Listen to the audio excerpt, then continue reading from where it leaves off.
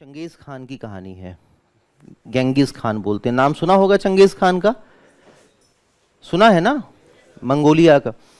तो ये छोटे छोटे कबीलों में रहते हैं, छोटे छोटे कबीलों में इसका कबीला जो है वो शांत स्वभाव का था, भेड़े वगैरह चराना, ये करना है ना, उसके ऊन ऊन निकालना ऐसे करके।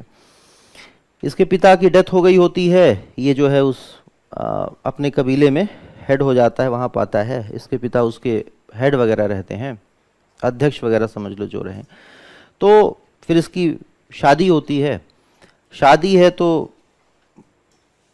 उसी दिन, जिस दिन शादी हुई उसी दिन जो है रात में दूसरे कबीले वालों ने, जो आक्रामक हैं, वो अटैक करते हैं इनकी पत्नी को, इनके यहाँ कुछ सामान सब उठा ले जाते हैं।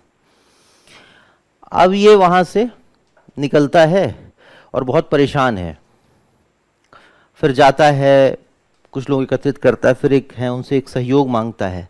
इसकी शादी में इसको एक शॉल मिली होती है, वो बड़ी मुश्किल से लोग बनाया करते थे, भेड़ों की खाल वाल से निकाल निकाल के, है ना, वो सब बड़ी मुश्किल से।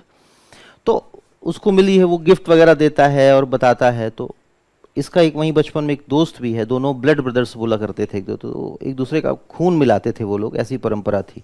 अब जब माँ एक नहीं है तो, है ना, काट के अपना हाथ, और इस तरीके का डॉक्यूमेंट्री पड़ी है यूट्यूब पे, आप देखिएगा, मैं कहीं अलग से नहीं बता रहा हूँ, वहीं सब देखा हुआ है। तो उसके बाद क्या हो जाता है कि ये उसको ब्लड ब्रदर बताता है कि मेरा रक्त का भाई हो गया ये।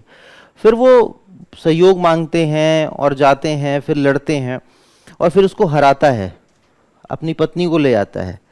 बाद में इसका बच्चा पैदा होता है। अब इसको ये भी नहीं पता है कि मेरा है कि जो उठा के ले गए थे उनका है, लेकिन इसको वो अपनाता है। और चंगेज खान के बाद वही वहाँ का वो बनता है। और चंगेज खान बाद में दोस्त से विवाद होता है, दोनों अलग हो जाते हैं, दोस्त और मजबूत है, फिर वो आता है, इसी को मारता है, इसके सैनिक को मार देता है, ये फिर भागता है। और ये क्यों इतिहास में इतना मजबूत रहा, इतना क्यों हम याद करते हैं?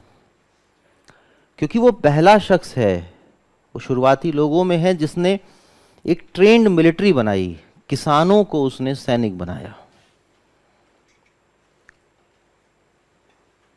और वो ट्रेंड करता है, सिखाता है, और फिर वो जीतते हैं।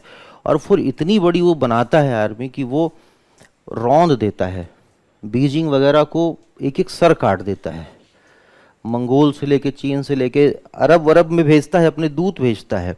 तो अरब वालों से कहता है कि जो है समझौते और चीज़ों के लिए व्यापारिक मार्ग हैं बढ़ाए जाएं, तो वो उसके दूत को कलम कर देते हैं, वो भी मजबूत लोग थे। फिर लौटता है, फिर पूरा अरब रौंदता है, फिर अरब रौंद के यूरोप में घुस जाता है, यूरोप को मारता है।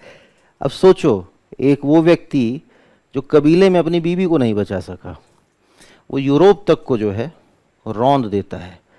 और ये तो भारत भारत नहीं मुड़ा मुड़ गया होता तो काम खत्म हो जाता।